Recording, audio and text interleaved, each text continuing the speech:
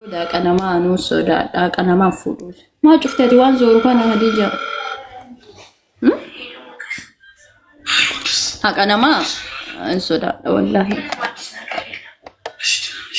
Haqana haxi namaa nama mi'oofti gaayisi wallahi haxi namaatu yoo fuudhanillee galchi nama gootu. Garuu namni haqa namaa ofirraa dhabu hin jiru baay'ee keessa anaa taanaanuu jechuudha. Haxi namaatuni tasuma siseente osoo mati fedhatiin jechuudha. Deebisuudha. Haqa namaa dhoogachuun ha dhoogatutu rakkoo qaba malee haqa namaan deebisa jedhee rakkoo qabu.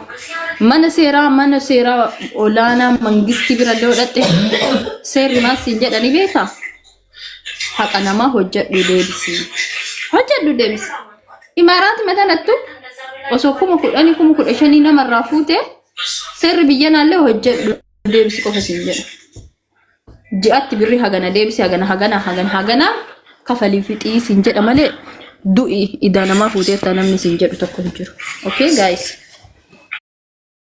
Isin immoo jechuudha. Khadijaan yoo amaa cufte mukayyaf.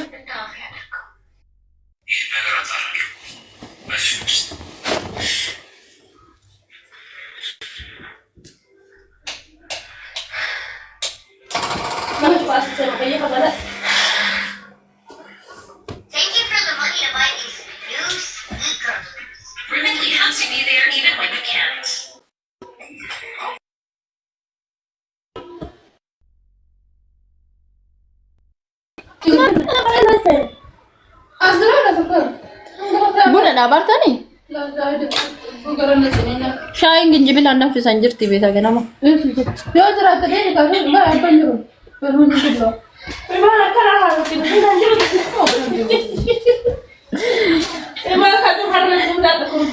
maa ganama shaayin ginjibila dhulle.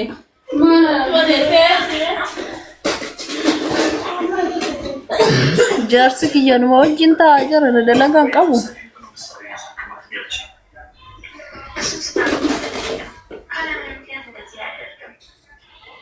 Kanaafuu isiniin jedhe waan isiniin jechuu barbaadu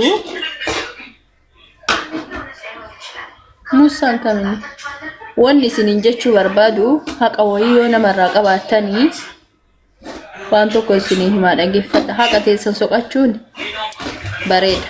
Haqa keessanii waan xaartanii fiddanii waa hojjettanii fiddanii. Garuu waan tokkoon isinii himaa warri ama miidiyaa kanarra hoy hai kunillee seenee itti muddaa qaba ndreedhu kun yoo lafa gabbu'e bishaan lafa naqame yoo lafa gara gadi yaa'ee goffatee ni argani hin argan bishaan yoo lafa naqe lafuma gadhuga yoo asirra gadi arcaan namni quba kee maallaqa keetii miti si quba qabu hin jiru. Haqa wayii namarraa qabda. Zarii nama sanii iyyaafadhu. Gosa nama sanii iyyaafadhu. Amma akka aadaa keenyaatti akka intala arsee takkatti akka gandatti dhaladhee guddadhetti akka safara naannoo kiyyaatti wayiin isinii hima. Bara kana arge bara ummata girrisaa ummanni guddaan xiqqaa mataan qabne sirra yaa'ee akka okkotee amma osoo akka aadaa keenyaatti aniin intallitu waa namarraa fuudhee anummaan tuudhe. Waa namarraa fuudhasaa namni sun eessa dhaquu qaba? Haqa nama sanii yoo dhoogadhe eessa dhaquu qaban? Gosa kiyya dhaquu qaban warra kiyya jiru. Arda jira. Ardaan yoo isiniin jedhu maanguddoo abbeera jira. Eessuma qaba. Gosa qaba. Gosa san yaasanii itti matan. Intalli teessan qabeenya haganaa nu dhoogatte. Qabeenya nama haganaatti irra jira. Maarree argaa irraa nu fuudha. Aadaa. Hani warri asirraa iyyuu kun buluun tanan beeku tanan na dhibee bar. Wallahi laazim irraa nu fuudha. Gosatu dubbataan maarreen talli teenna fuudhu ragaa maal qabdan? Ragaa kana qabna. Maarree abbaa naa kafalu jedhan. Abba man namarraa kafala. Anamma yoo idaa wayii warra keennatti hin gale warruma kiyyan narraa kafala. Fedhan lafa gurguratanii, fedhan warii gurguratanii idaan talti isaanii ittiin galte way idaa ilmi isaanii ittiin gale. Laazim. Gosatu waliin muru. Ardatu waliin muratu dubbiin ta ardaa ta nama maanguddooti. Eemarreen talli teessan fuute. Eemarreen talli tiyya fuudhuu hin beeku.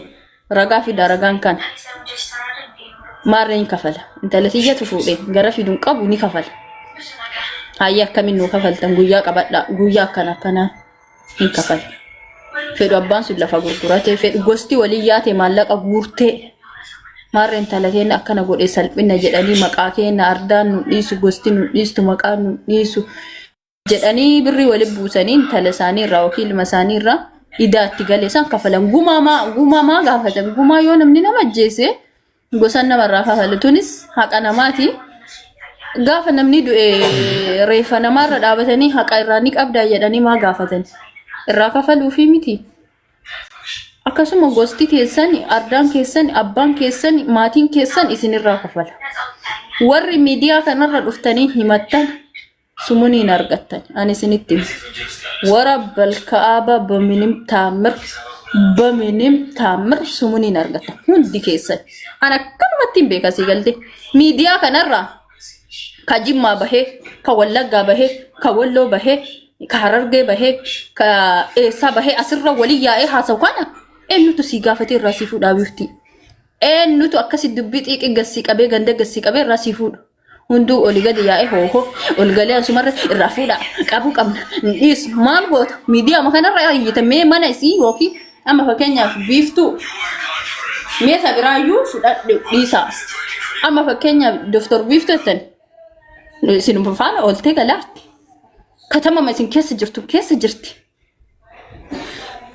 mee tokkochi dhaqee guurarraa ni kaasa biyyattuu biyyaan qabneerra gosaan qabneerra kisiirra jirra yabirrachuun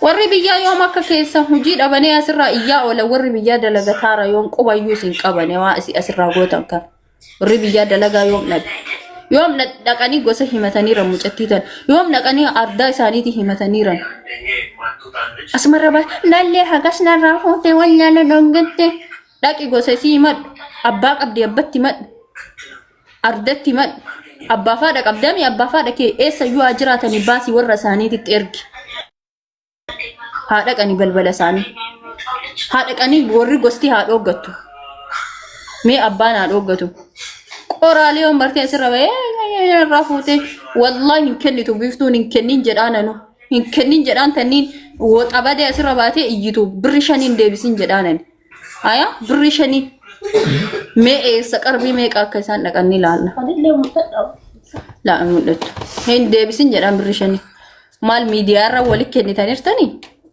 gaafa si wali kennitan miidiyaan argee jira maal asirra baatanii iyyitan maqam nama balleessu ayyoo man namni fidu warri miidiyaa kanarraas jammara sharaka kee mara mala waan nama godhanta kan qaban nama takko hora namarraan kaasan wallahi hora namarraan kaasan dubbama asirra anallee belunnaatera gosa dhaqa gosa qaba warri hundu namni lafaa dhalatee lafarraa bahee biyya kana dhufeeru hin jiru namni karaarraa dhalatee biyya kana dhufee hin jiru okay hundu abbaa qaban hundu gosa qaban hundu naannoo qaban qaxara gosa isaanii dhaqa ardaa baasaati walitti muraati wali himadhaa malee miidiyaa kanarra himattee birri shaniin argattu dhiiraaf dhalaan illee hin argattan warri miidiyaa kana poolis xaabiyaa wayituun taane homaa isiniin godhanii isiniin jechuu barbaadeeti inni ba'iraasee maalinno warabbal kaaba birrii namarraa fuudhee namni miidiyaa kanarra dhufee na himatee osoo ardiif samiintu wali galabbaxamtee ba'iraasee ayimmallesim oo abbaa kiyya dhaqee na himate yoo haadha kiyya dhaqee na himate yoo eessuma kiyya dhaqee na himate yoo abbeera kiyya dhaqee na himate hin deebisaaf yoo obboleessaaf obboleetti kiyya dhaqanii na himatan hin deebisaaf yoo gosa kiyya dhaqanii na himata hin deebisaaf baminim taamir miidiyaa kanarra na himata ibsu haqa hattuudha nyaadheera ምንም የሚመጣ ነገር የለም ምንም በቃ መቃ ሀናት ይጀሮ ተኮ ሂማሜር አመ ፈቅ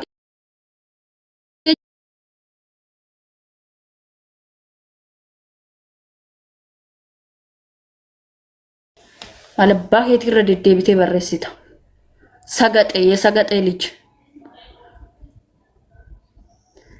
ለምንድነው ሁለተኛ ሶስተኛ እረደ ደብቴ በረሲታ ሻማ ድንቻን አለቴ አጁዛ konka abbaa osoo dinnichaadhaan nyaatu dhalche. Madno sagaxee. Hey, ragaxee sitti maan. Maal jecha takkasii allama sadii argaan jiru seetii barreessita. Ximbi. Gimaataan. Waan sirrii hojjetartanii asee inni suyyoota nadhitti ho'iitii bar. Waatu waa jalaa hateera kafalina warri miidiyaa kanarra baanii isinii matan birri shanii. Hin jedhaan mallee seeraa baatanii seeraan ala baatanii kan miidiyaa irra iyyitan. Miidiyaa isinirraa fuudheera. Indee haala keefi keessan nama kennitanii asirra baatanii ebilfina nyaate ka birri kudhadillee namarraa qabu asirra baa chigaaramochi. Maa itti kennita eega nyaatan gosa dhaxxanii ni mattanii warra deemtanii ni mattanii osoo warri jiru maal abbaa keessanii asirra baatanii haasoftan. Aadaan baddee aadaa balleessitanii durrijii akka keessaniitii fi hombadee asirra yaaftanii gasti seentanii walirraa iyyitan. Hammarri miidiyaa fuudhaara miidiyaa asirra haasaan malee namni dhufee harkaan nama qabu hin jiru baminim taamir. Mee nama Dubaayii tokko acha gabbayii waa'ee namaa haasa'u naa hima waa'ee ebelu fuudhee ebelu wal kabajanii jiraatan seeraan jiraatti biyyi. Biyya biraa irraa ta'anii immoo waa'ee biyya biraa haasa'u. Namni maallaqa walirraa ni fuudha biyyattuu walirraa liqeeffatti maanguddoon. Rakkoon hin jiru biyyattuu bari walirraa fuudhaami namni kun nagadatee fa'aa walii kenna. Indee namni namarraa liqeeffata. Aadaa ta'e sun liqaan namni maallaqa namatti hin kenna. Namni sunillee yeroo dhoggatee wal yaanatanii ji'atti yaanatanii ji'a lama yaanatanii fudhatantu jiru. Maalika ammaa kun ulbee kisragate darraallee fuutee darraallee ebelullee agas narraa fuutee maqaa isii jejjejjaaga maqaa isaanii aga akaakayyoo abaabayyoo asirra himuu dhiftanii akaakayyoo fi abaabayyoo eega beektan gosa dhaxxanii ni battanii gosa namaatu jira moo gosan qabra waa himattan kun gosan qabdanii anamma kan talaarsit akka gosa qaba warra irraa dhaladhe qaba naannoo qaba ganda qaba.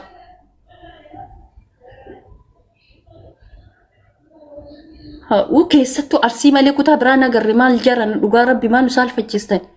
Harargee asirra gabbaatee beelu birrii na fixe jettuun agarra. Shawaan argin. Wallaggaan hin argine an dhuguma rabbii dubbadha. Leesh akkas nu gootanii leesh wal xiqqeessitan asirratti. Leesh guddaa keessanillee xiqqeessitan.